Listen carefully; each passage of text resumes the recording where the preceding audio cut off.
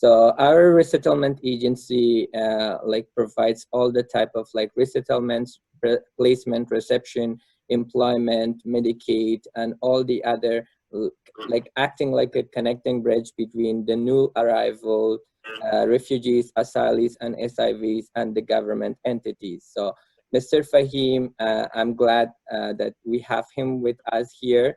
He's one of our skilled and professional SIV who is a role model to all our other clients in terms of finding his own talent, a place for himself in the American job market, and also to excel at his workplace. So today we are going to talk about how he found his place and how we could help him to guide him through the resources, and also how would he suggest that all other people who come through the same background that he has come from so could use his advices and his roadmap so they could also find their career pathways in the US. Yeah, thank you. By the time I arrived to the airport last year, I think it was the same days, like 28, 29 May, I just faced two wonderful caseworkers from LSS, Julian and Omar. They helped me to carry my baggages, my kids. They dropped us quickly to home, just give us a brief information. So when I came home, everything was ready. I didn't was thinking anything shortage in my house. So by the time I arrived in the home, I take rest. So the second days they came back. We went back to LS's office and they discussed some about my benefits, give us some information about the LSS services and opportunities, what LSS can do for me. So it was a great opportunity for me that I was welcomed by LSS. As soon as I came in here, my two kids was enrolled in a school.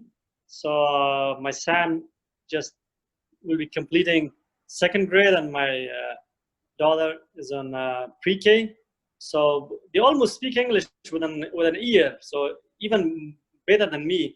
And what my wife, she's, because I have a baby, she's taking care of my baby. As soon as that COVID-19 stops, so she'll start getting the classes and improve her English. Thank you. As soon as I just resettled here, LSS just provided some significant trainings, some good trainings, job readiness trainings, how to build and develop a resume, about LinkedIn profile building. So all these was all provided by LSS and their team. So that was a key success for me to find a good job, a job at least to match with my experience, with my education. So beside that, I just search for the resources here around my friends, my relatives, and LSS advices too. So I was looking for a job, at least to have a engineering background. So finally, I got the LS Corners Engineering Associates company. So I joined there right after after 2-3 months in the United States. I just started working with LS Corners. So that was all the advices, the instruction, the trainings that I got from LSS and the wonderful team. All right, thank you. Actually, that mentors that was introduced by LSS to me, they helped me a lot. We had several phone calls. They were good guys that they gave me a good advices how to build my resume, because we came in from our back home with 5 pages of resume, and here it was something else. So he just helped me a lot. So many times we sent email to each other. I sent them 2-3 times with very patience. He just did the corrections and sent back to me. So finally I got the final one that at least can match with the existing market requirements. Thank you. Personally, for me, I worked for more than 10 years in my back home. I had a lot of challenge positions. I worked around, I traveled in dangerous areas. So for me here, it was a very safe area. So as soon as I get in here, I was trying to find a job. I didn't want to sit at home and take the benefits. That was not fair for me. I was trying to build my career, to build my. I should be by my own. I don't want somebody to support me. So that's why I tried to quickly, as soon as possible, I can get a job and start, even if it's an entry level. I just started. So that was my goal. So I wouldn't want to stay home for a long time and get tired. So I had energy. Why I should waste it? So that's why I start quickly. As soon as I get here, I got a car. I got my driving licenses. Everything was set up. I start working. So I didn't want to stay home. Actually, the company that I'm working, they have a program for those they can read, write, and they can understand the drawings. Basically,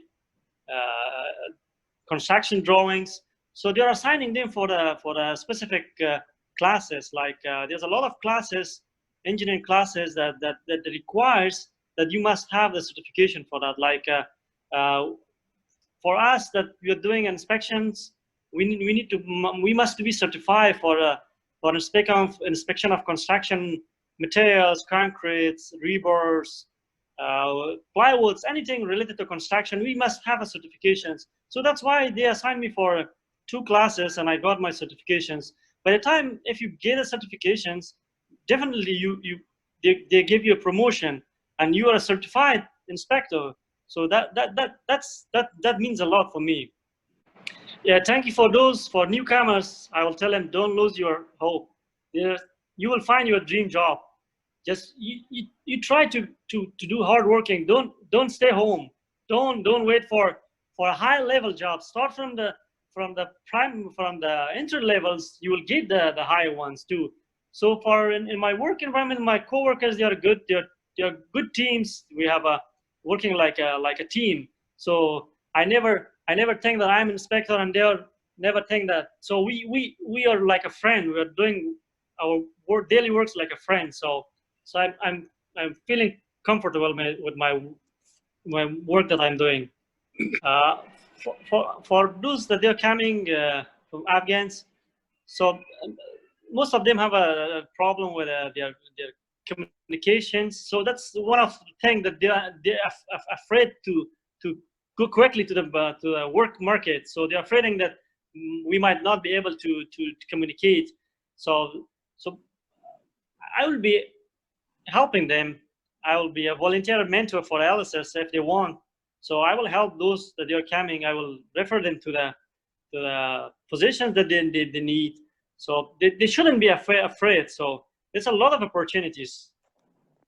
All the refugee resettlement agencies in Maryland, we have our youth programs, which are for the refugee, I would say youth between age 16 to 24. So they are welcome to refer to their respective agencies.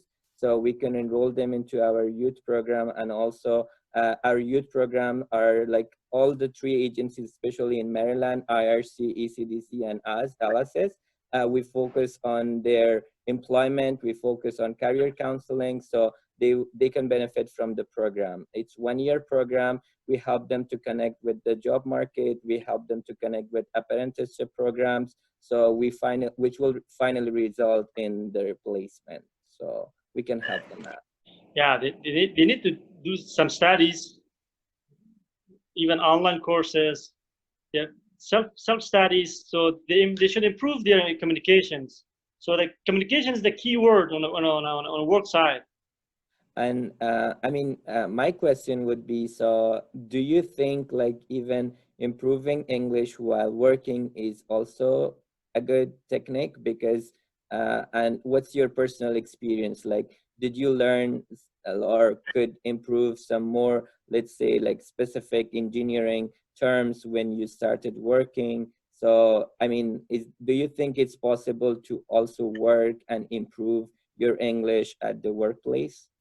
Yes, yes, it's possible because there's a lot of work documents, a lot of specifications, books. You need to learn and study and find and learn the new terminologies here, the terminology that was not used in back home. So there's a lot of new words that they will be able to learn and understand.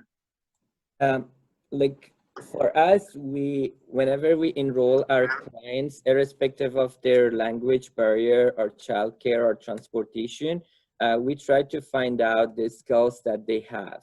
And also we try to motivate them to start working by so many things. So the first thing is we try to train them. So both the main and the male or like female member of the family, to let them know about their rights, and their like all the rights are protected here. Like nobody at the workplace would kind of like harm you, harass you, or like all those rules and regulations that normally an outsider or a newcomer would be so worried of.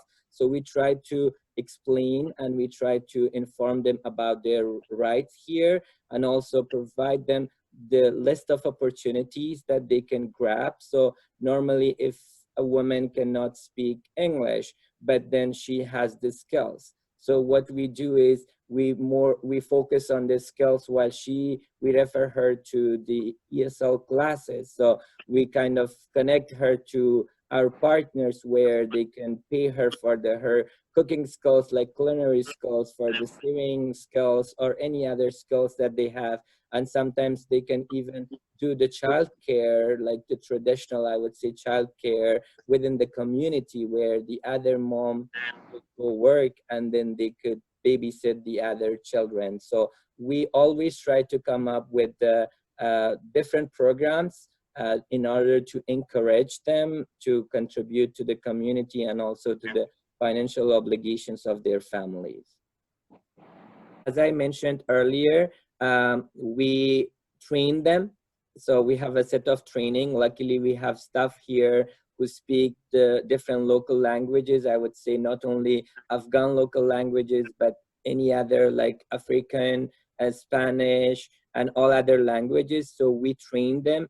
We try to polish their skills that they have, and also send them to a job or introduce them to an opportunity where they can be very successful rather than being at home. So once we like enroll them, we start immediately training them, and we sometimes even pair them with the other women of the community who are successful, who speak English, who commute, who drive, so they could even go together. And one of our other policy, or I would say strategy, in order to overcome the transportation issues, are to introduce them to somewhere, or to place them to somewhere where other women are working from the same community, so they at the same time ease the transportation challenge that they have, and also build the confidence that they can work and support their family. And Fahim, you can add if you have anything. Yeah, you're right. Yes, and the women can take classes or trainings, so they shouldn't be worried. There's a lot of opportunities here.